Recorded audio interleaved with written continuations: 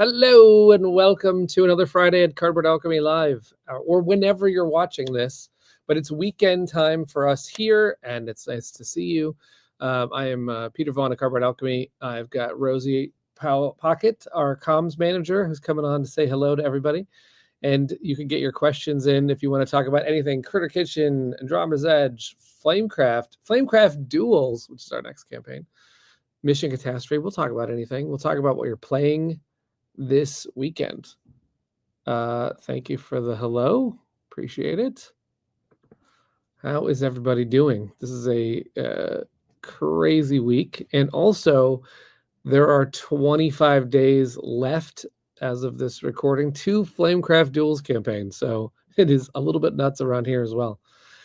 But this is my favorite part of, well, we do these lives every week, but I love when we have these lives going and then a campaign goes live, because that means more people come in to say hi. So those are going to be some fun sessions that we got coming up. Thanks, Mark, for the It's a Cardboard Alchemy party. Nice. We do like to have a fun time around here. So I can't wait to hear how everyone's doing and what you're playing and what you're up to. I just recently went to a convention called WonderCon in Los Angeles, where I was running a playtest event for 3 days, and the whole con was, there's a lot going on at WonderCon. It was mostly not about board games, it's mostly about comics and anime, and there's a lot of cosplay at WonderCon, which is really fun. And but there's also board games. Board games are getting bigger and bigger at places like WonderCon and Comic-Con, and that's very exciting to see that. I think it's because you walk around a lot of booths and you're just tired, and you're like, let me sit down and play a game. And there was Tate Wu had games. I think Tate's got one on Kickstarter right now. And I ran into other people who were playtesting a new game that they have either going or, already up on Kickstarter. So, and I even saw Manny there, who was doing a Shark Tank-like designer pitch session, which was really cool. He was one of the judges. So I've done one of those before too. They're really fun. So hopefully you got some cool ideas. Happy Friday. Appreciate it. And it's also, thank you, by the way, for the reminder to sleep and hydrate. I have very little sleep, but I will try and take care of the second one while we are on the air. Meanwhile, I'm going to bring up Rosie, who has some fun things to share from the community. We'll talk about all things cooking in her communications world. How you doing? Hello. So the hottest news is we're making one of these. Oh my God, yes, an anvil. Yes, we have that's like, it's a particularly good timing because it's very heavy boxes. It's great. It's great. But we'll make those in the United States. It'll be fine. Yeah, absolutely. Yeah. Actually, I make them all. Well, then to import from the UK then. Yeah, they're very easy to make. It's just molten iron, a stamp. Yeah. I think you've set this up now, that since you did cover a bread accessory and this is an iron accessory, that I think you kind of have to do a meat, crystal, potion, and plant accessory. Someone said a potion one that was quite cool. I think Sindara was like, is the next one going to be potion? And the reason we did this one is because last year Brad joked about this, and I put in my organization thing, in a year do this. But yeah, any subtle ideas, let me know. But yeah, people did actually want this. I am shocked. The other thing, Rosie, I don't know if I had a chance to tell you this, but I was on places like TikTok where content creators were summing up all of the April Fool's jokes, and then this one was included. I think I saw at least 2 or 3 people cover your post in their recap of April. Tabletop Hero put it first, and Board Game Buzz had it in there. Yeah. If anyone spotted any really funny ones, let us know. I think there was one that was. I can't remember the game. Maybe it was Earth, but it came with like a 9-meter inflatable globe. Oh, that was SETI. SETI, okay, 9-meter inflatable globe. There was Hues and Cues, which was just shades of beige. Yes, now with more beige. That was hilarious. That was good. I'll be honest, it could do with a bit more beige, just generally. It's got a very small amount. But yeah, there were some really good ones. Yeah. I actively made this with my iPad, so there was no AI used. We would never do that. But promise you, I used a picture of an anvil, and that is my lounge. I did a trick where I put the irons around a little box. The Onitama expansion box is a good size. I took a photo and then I whipped it away so I can get the background. Oh, that's neat. That's there awesome. were layers. Layers. Nice job. Roxanne has an anvil, so she's That's true. Yeah. It's good. So, that's awesome. But yeah. We're making a lot of things Flamecraft. That is just one of the many Flamecraft items not available in Flamecraft. that is not coming out in duels. Yeah. It would have been great time to tease the Iron Dragon plush in the background, right? Obviously, if we're working on the Iron Dragon. Iron Dragon will be. I will say it's adorable. It is. I will, like, I was, and you know, Brad gave me a hard time for this because, of course, in our companion section, Brad is represented by an Iron Dragon, and I said so someday, like, no one's gonna buy the Iron Dragon. This is not cute. And he was like, "What?" And then it is probably it could rival the cutest one. It's absolutely really adorable, and they nailed it. It's so good to share it with everyone. That is going to be on launch day. We're gonna reveal the Iron Dragon plush, which, you know, Sandara was excited about because it completes the set. It was really exciting. Yeah. Maybe I should make a video of like silhouettes and just a paw and a tail. It's coming. That's right. Yeah. That's cute. But we do have dragons that we can share. Okay. All right. We have been showing 1 to 2 new high dragons every week, and you're gonna be seeing more because there's more to come, and we've only got more. That's right. There are a lot of high dragons to come. So right here, right now, is the first reveal of this high dragon. Awesome. Let's do it. And then I'm sure there'll be some comments because this one needs a name. This one needs a name. And then immediately after this, I'll be sharing it on social so you can go and comment and everything. Yeah. So drum roll, please. Ready. Oh, look at that dragon. Look at that dragon carrying soup. People will freak out about the fact that I think this dragon has been to Bistro Bay. I didn't clock that until Sandara was like, look. Yeah, that's clearly some of the Bistro Bay bisque over there. Is this a name suggestion? We just want to call it soup. I have my, I have my pick. I'll let other people throw some names out before I can't even. Bula Bass? Bula Bays. That's like a. But is it like Bouilla Bays? Yes, you have to get it right. I didn't do it right.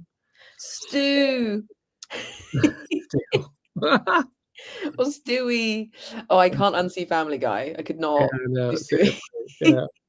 His voice would instantly ruin it.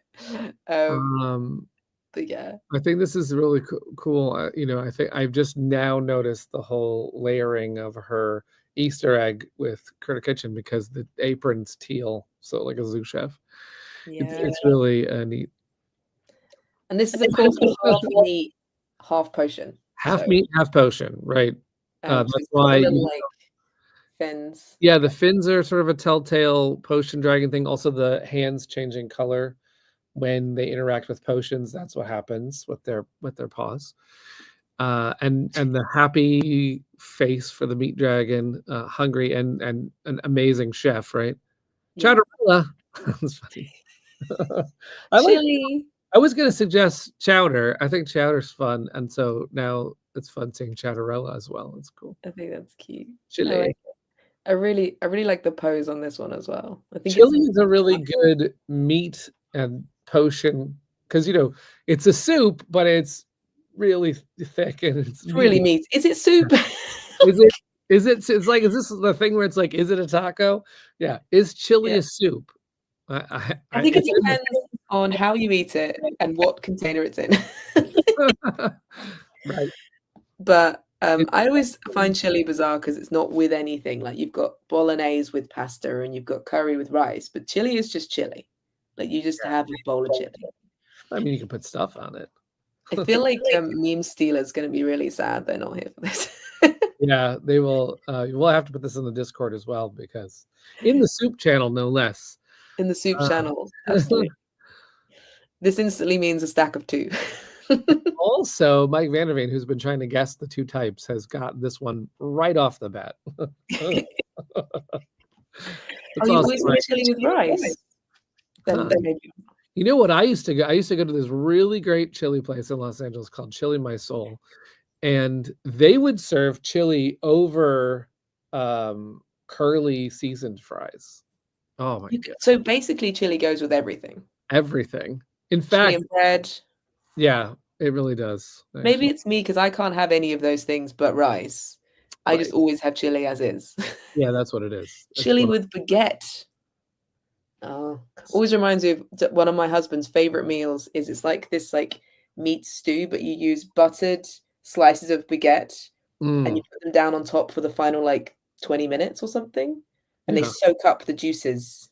Oh, that's awesome. Yeah. This whole stream now is gonna get me hungry. I have dinner after this. What are you doing? Apparently lunch.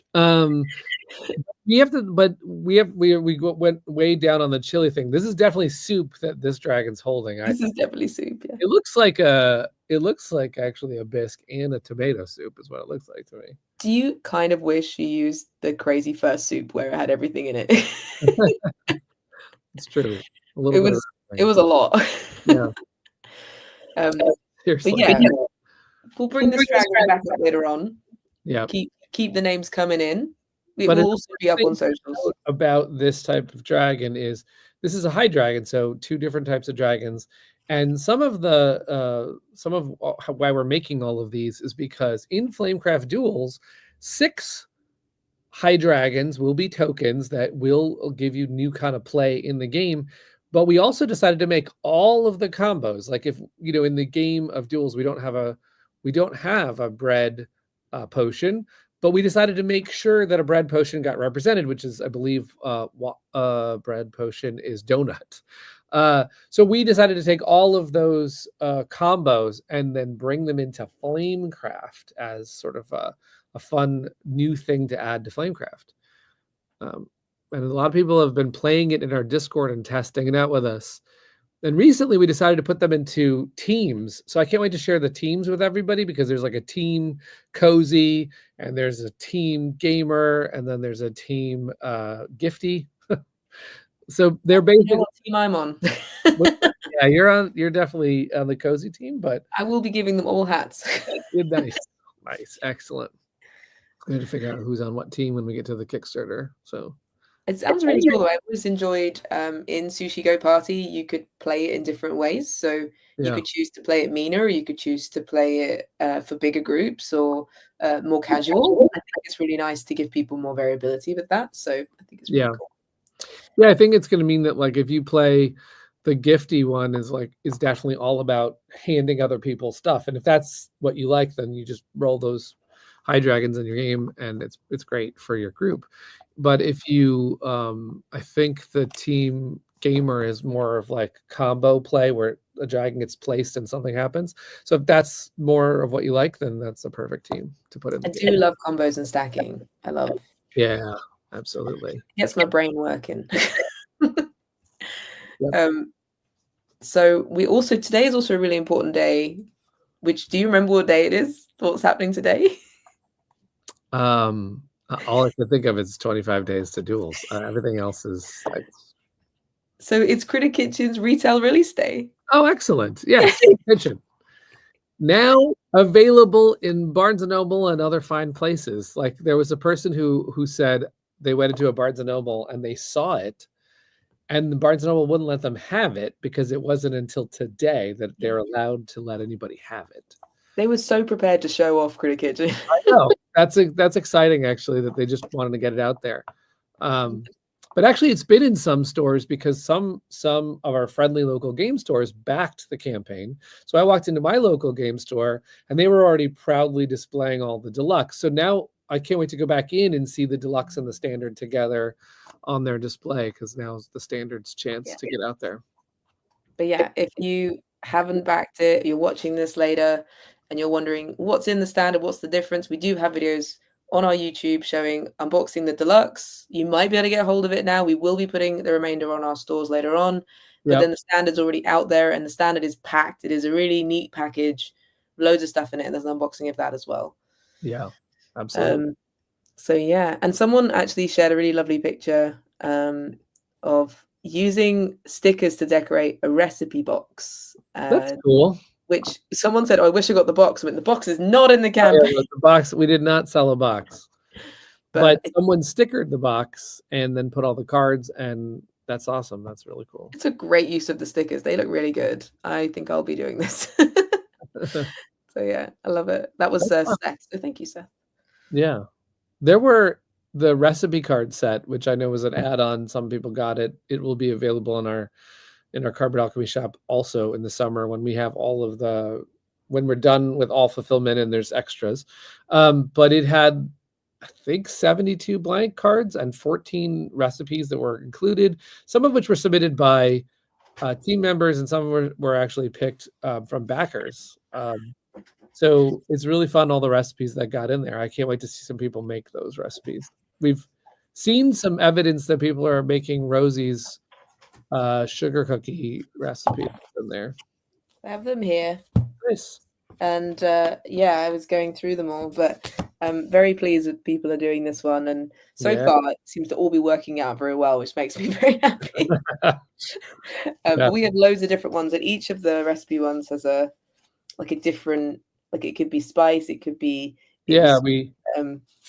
but yeah, they've got loads of different ones on there. So we themed it to the 7 ingredients in the game that are featured, plus a spice, plus a soup, plus a dessert. We did, because we were getting a lot of dessert recipes, so we had to do some special cards as well for them. Yeah, there's loads. There's even little brownies. It's great. Yeah. And then a huge stack of blank ones, and then dividers too. And all the blank ones have different zoo chefs on them, so it was a lot of fun to do that. Yeah, I recommend the frog one. Yes, I bet you would. If you're gonna write one recipe down, is it rude if someone puts a frog leg recipe on that card? Is that messed up? I've actually never eaten frog's legs, or snails, or oysters, or any of those things. Something about the texture. No, you have to go with me on the next trip to China. I did go to the plant to inspect Andromeda's Edge and Critter Kitchen and Flamecraft, and frog's legs and snails and oysters were all in the menus. So we'll take care of that. Do you know what's funny is I can eat those unless they're like deep fried and gluten. I can eat them. I just don't want to. Yes, I understand. Because when I was there, they were like, yes, this is a sea snail and it's still alive. And I was like, I don't want to do this. Yeah, I am the person that moves snails across to wherever they're going so no one walks on them. Oh, that's cute. So yeah, if I see a snail that's like, and whenever it rains, they're everywhere on our streets. So I'm always like, over you go, over you go.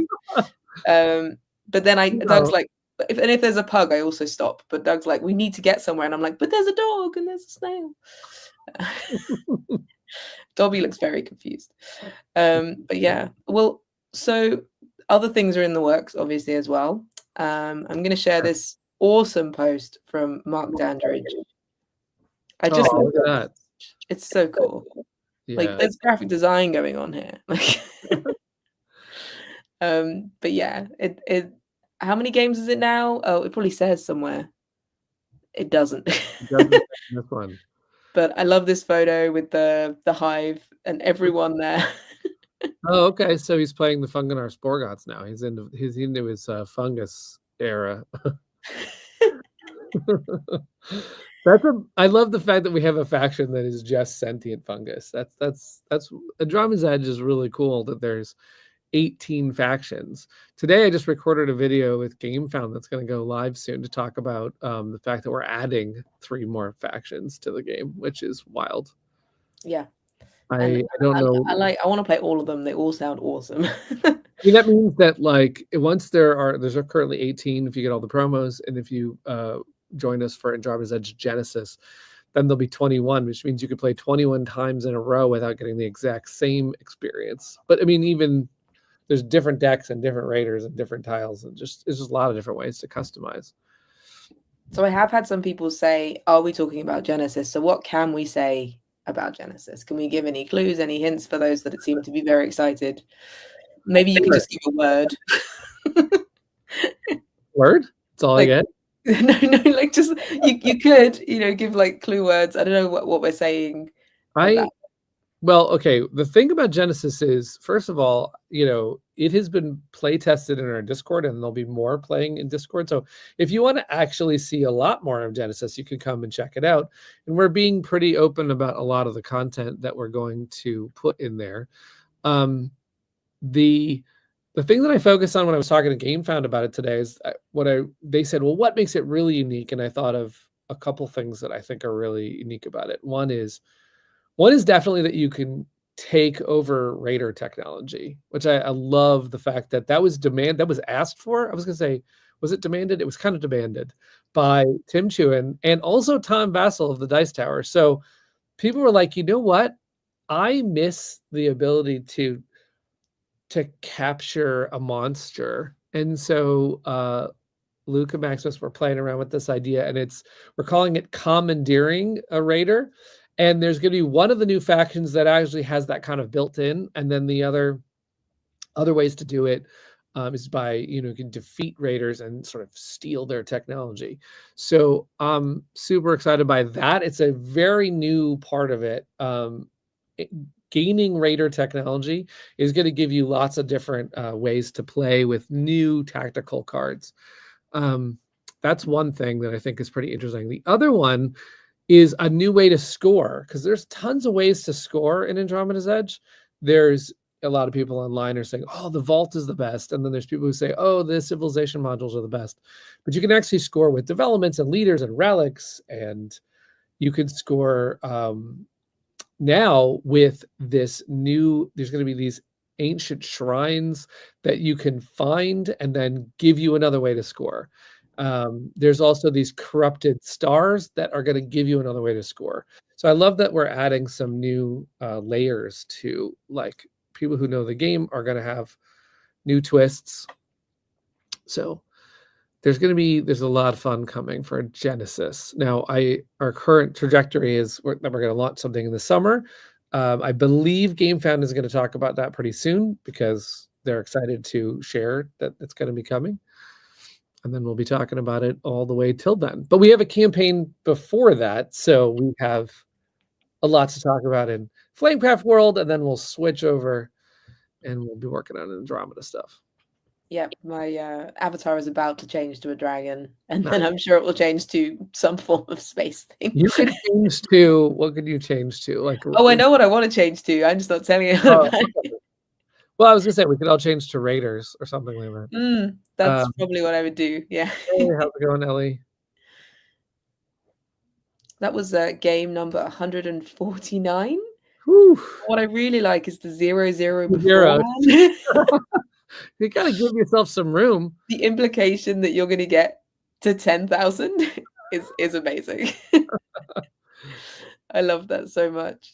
Why not go a million? Like. Mark, I'm gonna answer this with, Luke has an idea for an entirely different Andromeda game with a black hole. So we're not putting a black hole in this one, but we may visit the black hole another time. I actually was, when we were first talking about Andromeda, I wanted to put wormholes that sent you to, and I've mentioned this on the stream, that like you would have the game out and then potentially you put out another copy at a friend's house or at a con, and the wormholes would let you go from your copy into their copy, take a turn over there. So I was like, that would be really fun to do that. I might have to come up with the rules for how to do that, even with the, without, if we don't do it officially. I want to do this thing. At the moment, I'm watching all these time travel movies, but I do want to do this thing where I watch movies that are the vibe of the game before the launch. So I'm going to watch a bunch of fantasy dragon films. Nice. and then I'm going to need to watch some sci-fi ones. Now I know all the fantasy ones, of course I do, Yeah. but I don't know all the sci-fi references, so I'm going to need a list. Sure. That reminds me of when we first you weren't here at Cardboard Alchemy at the time, but we were making Mission Catastrophe, and we had hired a graphic designer who said, I need some help just getting into the mood. So Brad was like, here is a list, and I came up with a list, and we basically said, okay, everyone has an assignment. This week we all have to watch this movie. And then we did it like every week we had a movie that we all wanted to watch together, so that we could say, like, what was inspiring about that movie, that, what do we want to take out of that movie into the design. Of course, Mission Catastrophe is a lot like Galaxy Quest. So pretty much all of that game is like Galaxy Quest, but there were other ones where, like, we watched Valerian, which is the such Valerian vibes. Oh yeah, we watched Valerian, and we talked about, like, it looked beautiful. I don't know if it was a good movie, but it was like, okay, this epic. I would say Fifth Element too then, because Fifth Element. Yeah, you've got to. Yeah, 100%. But like the colorful space is definitely like. Did you watch Guardians of the Galaxy? The second one has a lot of. Yep. I swear my phone is on mute. It just really wants to tell me about Slack. Faith is now saying we should do this Discord movie nights. Yes. I know. The problem is everyone's at different times, so I don't know when it would be. It would be like 2 a.m. for me for most Americans' nights. But I would love to do it if there's a way to do like chat and watch a movie. But I will definitely not be watching Event Horizon. I saw it at uni. No. I know what we could do is we could consider that idea too when we're going to get to our Cardboard Alchemy anniversary party this summer. Maybe we can like get a movie at 2 different time zones or whatever. Something. Yeah. I mean, like, during conventions, that would be lovely if the conventions weren't everything already. Yeah, right. Like at UK Games Expo, I'd love it if someone's like, let's play board games with a movie on the background, but no one's going to be watching the film. So I did this fun, speaking of, also it's sci-fi and it's board game related. I had this fun event one time where I was running, my friend Scott Rogers made the game Alien, which made it with Ravensburger wanted to do a board game based on the original movie. And Scott put a lot of fun things in there. Like, I think when you open the box, there's just like a cat that jumps out at you. So, it's great. So he has this whole, like, it's totally really themed to Alien. So what we decided to do is put a movie projector on the wall and have 3 tables of his game going. He talked a little bit how he made it. Then we all played and watched, and it was a lot of fun to kind of combine those things together. I would be terrified, but yeah. Yeah, we had it like super mood lighting as well, just enough that you could see the pieces on the board, but like for the movie. This is my dream, is no more convention lighting game nights. I want mood lighting. I want music. I'm always like, people say, do you want to play this really thematic game in this really busy room with 7,000 other people? And I'm like, no, I want the vibes. I don't want my first time to be. Yeah. So yeah, I would love a dimly lit, not too badly lit, but not big lights. Well, sorry, I was gonna get Luke in here for a little bit of a hola. You just missed us talking about Genesis. We told them everything. So yeah, they know everything now. And I just was saying, Luke, that we talked to GameFound today and told them a lot about it, so they're getting very excited too about it. Luke, if you're still around, what movies inspire you to create Andromeda's Edge? Like, what did you watch? What shows did you watch? Yeah, because we're talking about Genesis right now, and of course, every time we say Genesis in the Slack, then Chris Strain shouts Genesis because of Star Trek. But also, Luke has been telling me that, like, we're working on one of the things in Genesis is a corrupted star, and he's got names. He's got names for these corrupted stars, so I know he's been thinking about like specific references. Star Trek 2. Okay, we got Star Trek 2. I know the next one. Yeah, he's definitely inspired by Battlestar Galactica, because the heavy cruisers in the miniatures that we have in the game are like the Battlestar This is a Galactica. top movie. I love Minority Report. So Minority Report definitely has an influence on the expansion. I will tell you that for sure. Blade Runner. Blade Runner is good. I I actually went to an immersive secret cinema of Blade Runner, and they made it rain inside, and everyone had to have umbrellas up because it's acid. And it was as soon as like the rain came down, everyone shuttered off these little food booths, and it was so fun. And I had like a see-through rain jacket that lit up, and I buzzed up my hair and dyed it blue. And it was like the best. I didn't even know the movie that well. I was just so excited to be in this world. So it was great. I want to show my son Blade Runner too. I think it's time he needs to know that one. Also, Luke said Andor. Oh, nice. Yeah, and Andor is getting a second series too, which I'm very excited about. Yeah, these are all going on my list. I mean, I just watched the Star Trek movie with Chris Pine because there's time travel in it. But then Doug was like, most Star Trek movies have time travel in it. And I was like, well, hang on. Like Star Trek is really big into time travel. Because they have so many plot things they've got to work out. Oh, we just go back in time. Yeah, well, exactly. Or we can have a being that can turn time into what? Yeah, it's very convenient for Star Trek. Absolutely. I'm always inspired by movies and intertextuality. I just love referencing things, but finding new ways to view them. So yeah. Yeah. We should all watch these movies. Yeah, I mean, I've seen most of them already, but I will watch them again because I love them. All right. Cheers, Luke. He's already out. I'm curious what Manny watched. What things Sandara and Manny watched to be inspired for Flamecraft. Was there any kind of like inspirations? Obviously, the style, is very like animation-y. Got Ghibli-esque Disney. Yeah, I know Sandara talked about that. She's like, oh, definite influences, and a lot of times Sandara and her family, like her husband works in video games, so they also play a lot of video games. And I know she sees a lot of different IPs in the video game form, but also she's referenced tons of books too, in sort of her process. So yeah. No, I love that. I mean, yeah, obviously, like she clearly loves dragons and probably has seen everything with dragons in it. Everything, right? Yeah. 100%. I'm really excited for the live action How to Train Your Dragon. Looks really cool. But yeah. Have I got any? I'm going to check my list of stuff. Sure. Well, we got to find out what other questions we have. What are people playing? I have quite a few things that are on my list of need to play. So yeah. I mean, I have to get through 45 games for the UK Games Expo. Wow. I've decided that the stack is making me sad and I need to get through it. Yeah.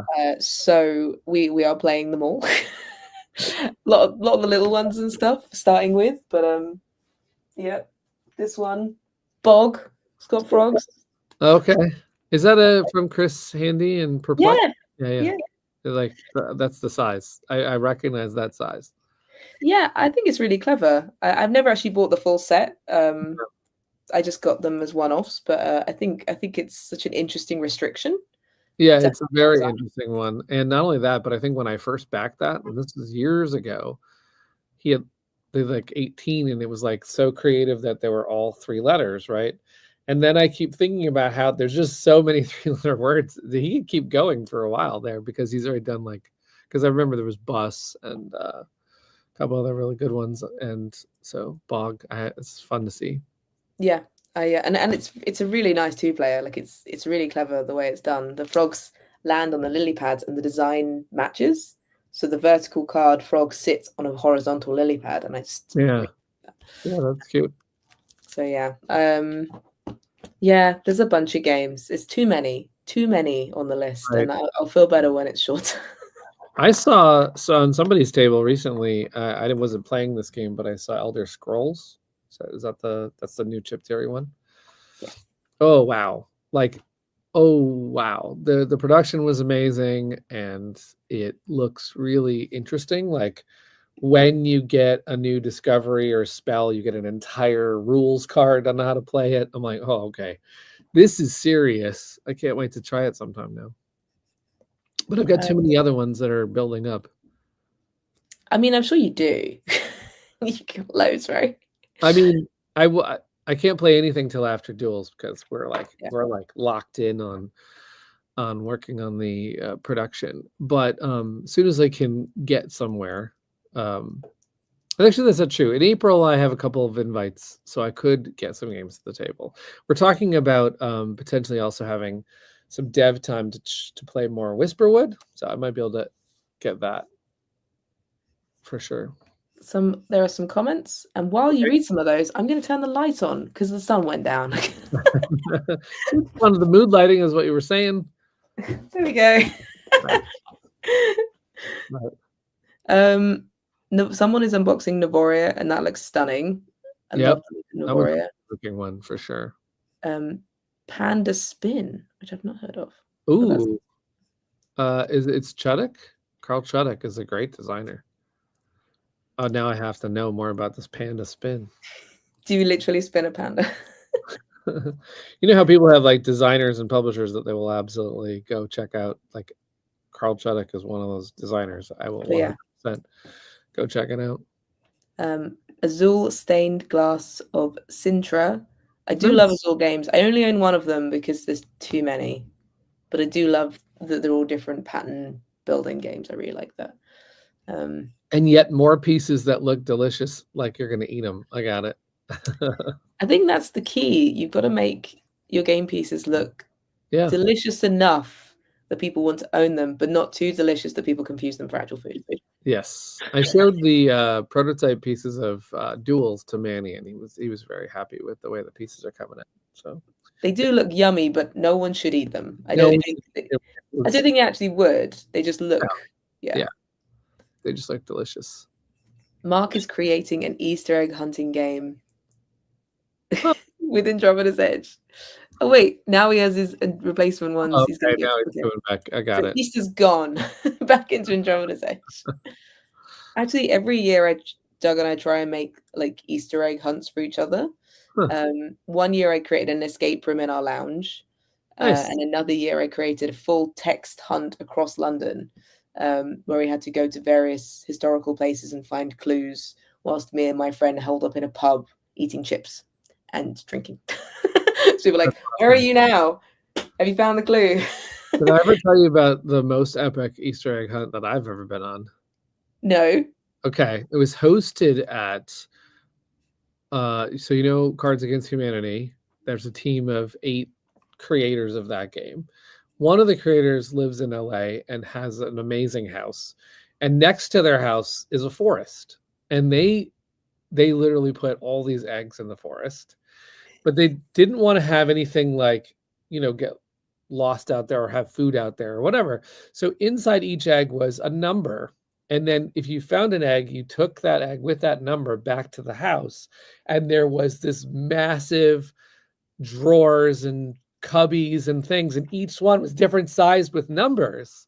And so you got like, okay, this is egg number 63. And then you came back and you found 63 in this giant wall. And then some of the prizes were massive, massive prizes. I was like, okay, I brought my son. That's how I got invited, and I brought him. But I have to admit, I was kind of pushing Mom, like, we have to get more eggs because it's like really awesome. Come on, win for me. Right? Like, no, there's one over there. Go get it. I used to work somewhere that did Easter egg hunts at Easter, and they would hide a bunch of like small Cadbury's cream eggs and other ones around, but they had one big egg hidden. But everyone stayed upstairs in the office, and I went downstairs, which is where the entrance is, immediately found the big egg. I don't eat dairy. I just said, my present for Doug sorted, and they were all so mad at me. They were like, you don't even eat this. And I went, it's fine, I found it, it's mine. But everything else was cream eggs, and I don't like cream eggs. I never did. They're too sweet. They're too sweet. Sweet. I will have to say, yeah, my current, because I tried to, I got one the other day thinking maybe they're not too sweet. No, they are 100% too sweet. Knowing what I know about you, why did you buy a cream egg? Like they are, and they advertise them as dip chips in them and stuff, and I'm like, no. Yeah, someone in our Discord posted a picture of someone using it as sauce on fries. Oh, that was their April Fools, was Oh, that was selling April just Fools. the Yeah, stuff in the yeah, middle. yeah. It's too Now, sweet. now it's too sweet. You're right. There's a bunch of someone will try to Mehudwar will try to hire their wife for some games of. Why do you have to hire your wife? You I know, mean, there's hey, sometimes I can there's I can be paid to play games with Doug. Okay. I mean, I as a person who like so in my household, I do have to bribe my son sometimes to play to drop the video games. I don't know what Miho's wife is doing other than board games, but I do get that sometimes there's convincing. There's like, hey, Yeah. you want to do this thing that I really like, and we'll pick one that's fun for you Yeah. for No, sure. I'm very lucky I have Doug You are that also lucky. wants to play games, but also at the same time I don't have a gaming group. So if any game goes over 2 players, often it's like, not gonna play it. But we want to play the Hamlet expansion next because I've got that one, and we are doing 2 escape rooms on Sunday, and I'm really excited. Nice. So and that is with other people. We found some friends, so that's good. Otherwise, we'll lose. Yeah. Um, Mike just said Whisperwood. Love it. Yep. Well, not quite the spelling of Whisperwood, but close. Very close. Maybe it's like is the food whisper? There's a whisper bar, might be British, Mm, without an H. So maybe he's thinking of food. true. That game is coming. It's just a few down. It's a Yep. few. It's been getting a lot of progress with so Brad and Chris and Aaron are the 3 designers, and in early part of this year, Luke had a chance to play it, and we talked about some ideas, and they are streamlining and getting it really interesting. So the druids that you get to play in Whisperwood, I mean, all this can change, but at the moment they're getting like familiars, which I really like, which is that they're not assigned to the druid, so you get a druid and then you draft a familiar, which means that each time you play, you get like a different animal that's yours. I'm excited by that because I think it gives more chance to like focus some cool art combos of these. Like you get your main character and then you get your familiar, which is gonna be fun. Merlin's Manor has just posted a solo playthrough of Critter Kitchen, so definitely check that out. Love that. Nice. There is also some people like cream eggs. That's fine.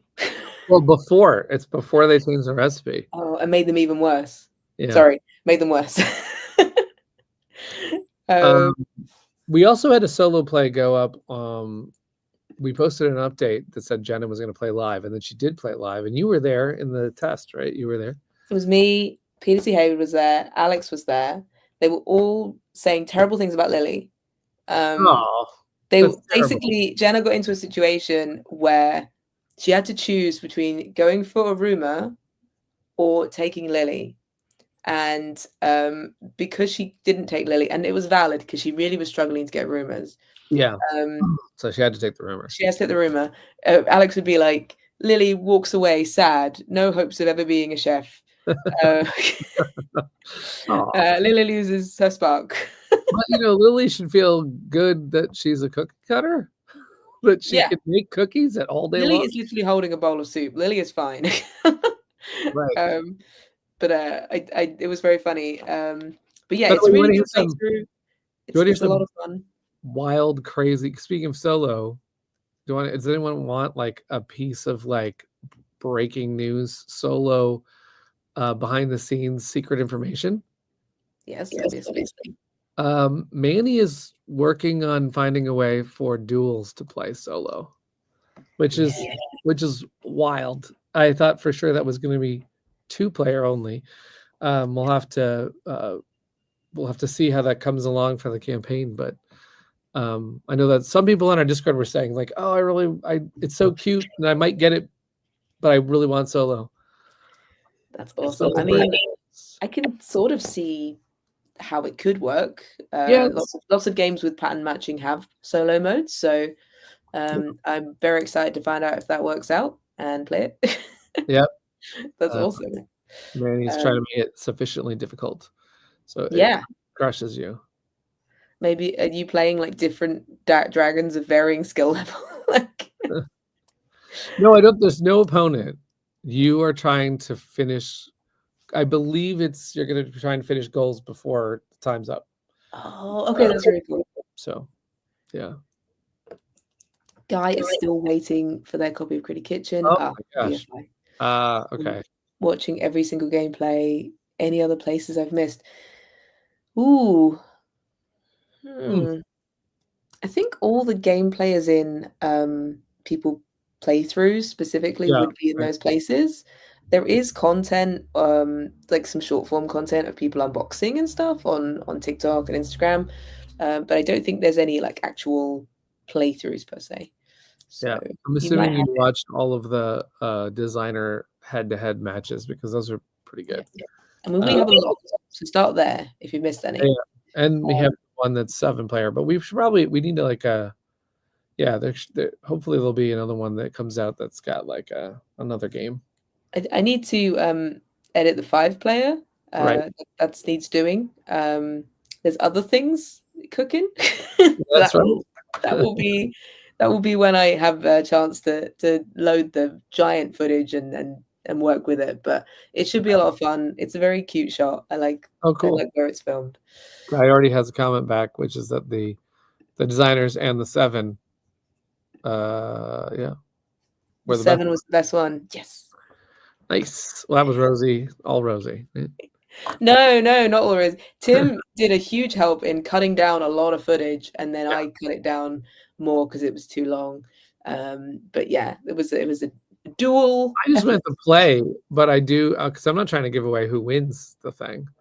But I will say that was really funny. I have so many favorite moments of that 7-player, but one of them, as I was watching it again, is just the smack talk between Tim and Jason.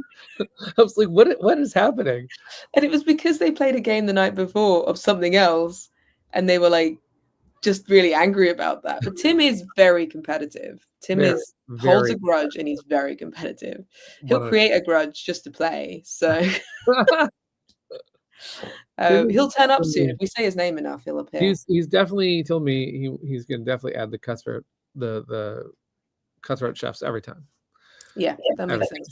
yeah. That makes sense. But yeah, it was a lot of fun, and that table was beautiful. And I actually played. Oh, I did play Critic Kitchen 2-player with my mum in a board game cafe for Mother's Day last Oh, weekend. that's fun. So Mother's Day in the UK was last Sunday. Okay. I know you have it on a different date. I do. Yeah.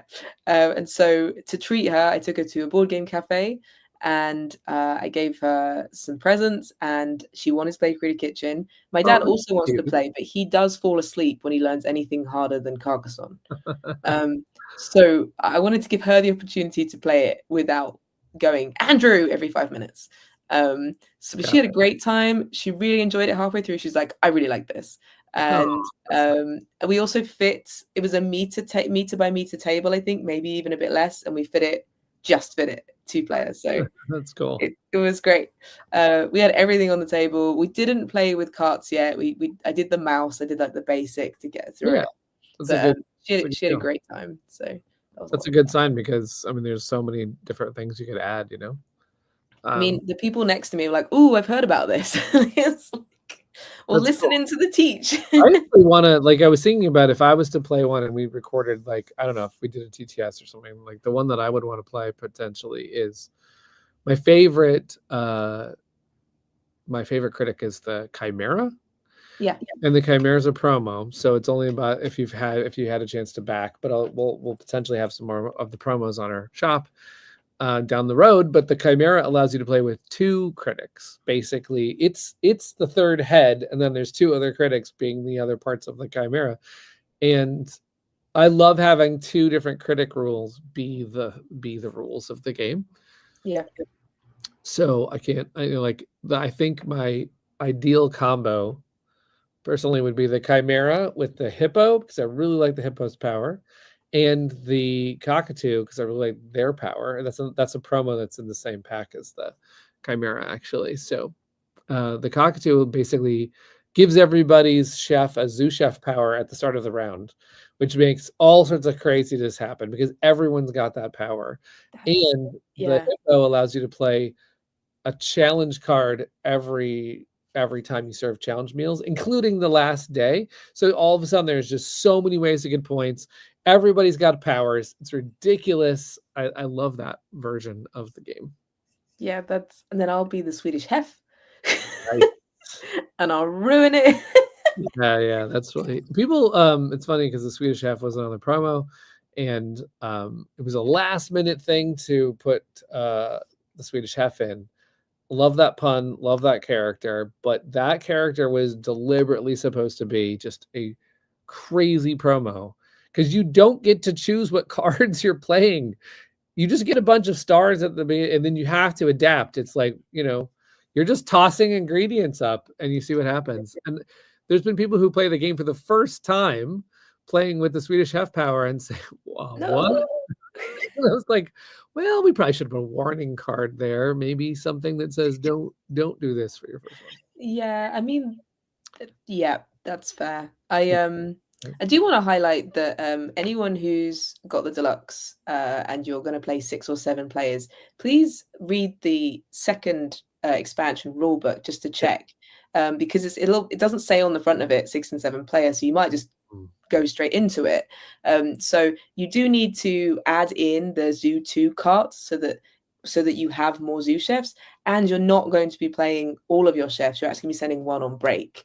So it's really worth doing that just in case, because I have noticed a few people online going, this was really challenging, or we didn't have many choices. So just make sure that you're doing those things. And if you're playing 7 player, you have to add an extra location. I did notice that even the Dice Tower made this assumption that they said, oh, this would be like a lot of chefs going at once. But actually, the designers thought about that and have made it so the 6 and 7 has only 2 chefs. And it's a really fun choice to pick which 2 chefs you want to go.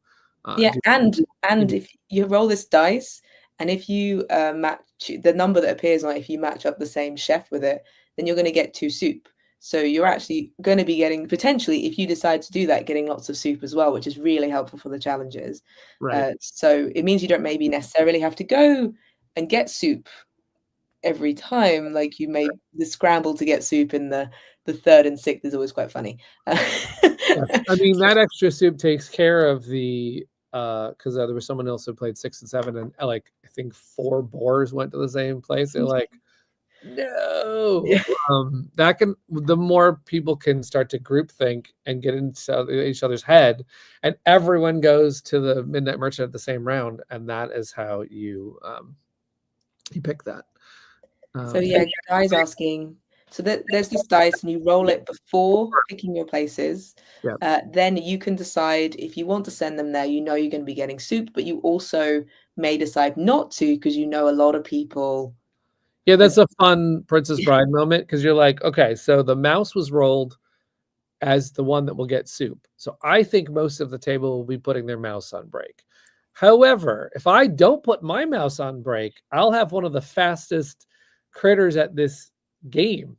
So I'll just forget about that soup and I'll just go put my mouse in. That's a really fun element of that whole thing. Yeah, you can see it in the 7 player, but because it's so small, you can't always, and Tim's off camera rolling it, you can't always see it, but it is right at the beginning of the video. We talk about that dice. But it does change it very slightly, and it's still a challenge to get ingredients. It just means that we don't have 18 chefs. Or it does open it up a little bit, so you have a little bit more chances to get something. Absolutely. Because if people are, say, playing their mouse and the lizard, they're only really talking about gathering 3 things that round. Yeah. So you can potentially, if the die is rolled, the boar, you can actually say, well, I think I'll send my boar and scoop up a bunch of things whenever it's a quiet round, when everyone's kind of not doing that. Yeah. Pretty fun. Something we usually do when we have time is make extra content for the games. And once we are past duels, we'll be able to do that. So I think we should make a short 6 and 7 player little video. Yeah, that'd be fun, right? Because we do have, Meeple University have a fantastic everything video, but just for those Googling 6 and 7 player, just something to go, here's the difference. But yeah, it's a lot of fun. If you have that many friends, I'm very jealous. It's great because the people who like Critter Kitchen for solo, I mean, are loving it because they could get solo, get the flavor of the game against a tough AI. But then there's people who are saying, oh, I have 7 people, and there's not very many usually a 7-player game is a party game. So to have a strategy game and have it be simultaneous action selection is great. Yeah, That's a I get asked all the time for recommendations for 6 and 7 player. Now 6, there's a lot more games since I yeah, started board gaming, 11 years ago. Seriously, if that's how you describe it, board gaming, seriously. I would be saying Deep Sea Adventure, I'd be saying Seven Wonders and Camelot. They were always the like 3 that I yeah. had. And Camelot does go to like 10 And and Between Two Cities is yeah. up to 7. Yeah, but the numbers often ones go to 6 now. There's a lot of 6, but 7 is a number that I don't see on too many like strategy based Right. games. Yeah, and then of So course, Chris Drain made the game with Aaron called Asking for Troubles, which plays up to 7. And before Critic Kitchen, it was like I think it was one of my main strategy go-to. I still say Asking for Troubles because I think it's a really fast game. It's worker placement where you could bump some people out of spots, and on your turn, if you have ships, then you get to go to another spot. If you don't have ships, then you're resetting. But because people want to bump you out of places, you often get a ship back, and so it's just very fast, and it goes very fast for 7. It's just as well for 2. yeah, That's fun. absolutely. But no, we did have a couple of questions asking about the tariff situation. Oh yes. Yeah, just obviously for some people who don't know, in America, there have been some tariffs raised, which means that any products brought in from China have a tax put on them, but and it's very high now. First, First, I'll say write to your representatives because this will kill small business. It will hurt a lot of businesses in the United States, so we're not in favor. But if the tariffs stay, then we're going to obviously adapt. We still want to make games. We're still intending on crowdfunding games. It's rather new right now, so we don't have an exact way that we're going to respond, but we're just like a lot of our European customers have had to deal with a VAT charge, our US customers may have a tariff charge, and it's an adapting to the situation that we've got. Like I said, it really is not something we were asking for. I'll just put it that way. Keep making them fancy, Peter. We will try and make your money's worth on these things. Yeah. Whether we have some taxes on it or not. Obviously, we're always trying to cram as much value on these wonderful products that we're making as possible. So we'll keep doing that. But yeah, so you might see a lot of conversation about this from a lot of publishers. It's going to be a hot topic. It's going to be in a lot of board game groups as we navigate this new land. But it might also change again. I certainly hope so. We need Congress to say, nope, we're not doing that. Fingers crossed. Yeah. But thank you for the questions and support and interest in us. I really appreciate it. Yeah. We are a very small company, and we are in an industry where everything that we make is in China, and there is no infrastructure to make it in the United States. There just is none. So we can only do what we do. All the pieces and little plastic and wood and silk screening, none of that is available anywhere but China. And so it's an industry that is very, very much reliant on that manufacturing process that's existed for a while and has been perfected in another country. So this industry and all the people who love games need to band together as much as possible, and we need to get the word out that we don't want we want those to be changed if possible. But Grant Land did a really good video just talking about manufacturing in anywhere but China and the costs. So if you are curious, he did a short video. Sure. You can watch, which has got some interesting perspectives on it in terms of how much it actually would cost to do it outside of China. Yeah, it's despite the tariffs, it is still cheaper because that's how affordable these things are.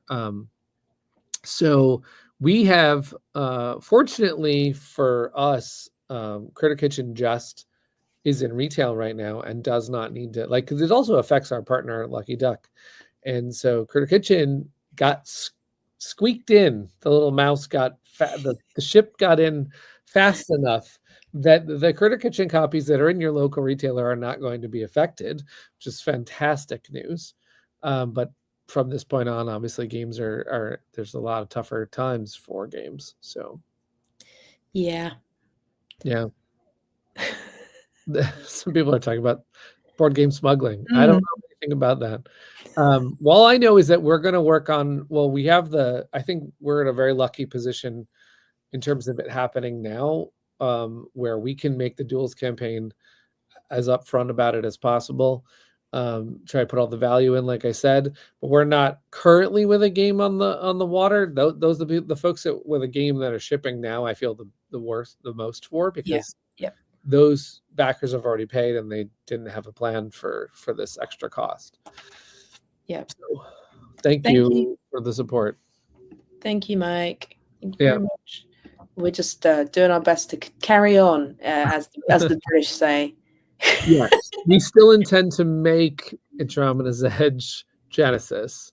It is a big game, so that one might be one of the. It will definitely require that the folks who are interested and had it backed before are going to say, "Wow, do I really want this game?" The answer, we think, is yes. It deserves another print. It deserves, like, that's how good. That's how much we believe in it. So, but I do think, crowdfunding wise, people are going to have to make some tough choices, because a lot of times, you might have said, I'll take a little bit of column A, I'll take a little bit of column B and C and whatever. And then you're probably going to have to say, which of the games that I'm really going to go for. Yep. Hopefully, we are making some of those games for you. We're excited by Duels because it is our smallest game. It is our most travel-friendly game ever. I didn't even know if we were going to have a travel-friendly game. So, yeah, imagine that, the smallest game we've ever made. Tariffs hit. But I mean, the impact on Duels should be the most insignificant, because it is the smallest one. We can get a lot in a container, and so that's good. But I'm so excited by that size. When I was at WonderCon, Manny saw we had all these boxes laid out on the table, and it was Duels, and then it was Flamecraft, and then it was Critter Kitchen Deluxe, and then it was Andromeda's Edge Deluxe, and it looked like Goldilocks and the Three Bears. There was like sizes.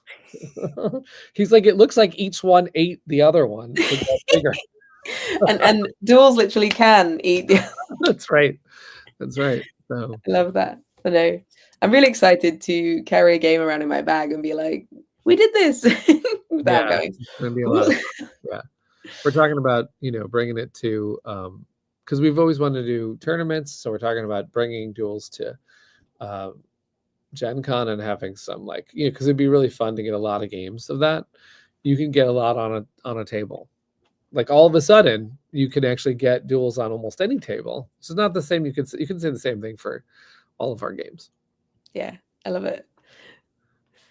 But yes, we've done the hour. All right. Well, then, if you didn't get your question in and you want to ask something, please put it on this video or on any of our Facebook groups. We have a Facebook group for Flamecraft. We should be hopping with lots of Duels information over the last 25 days.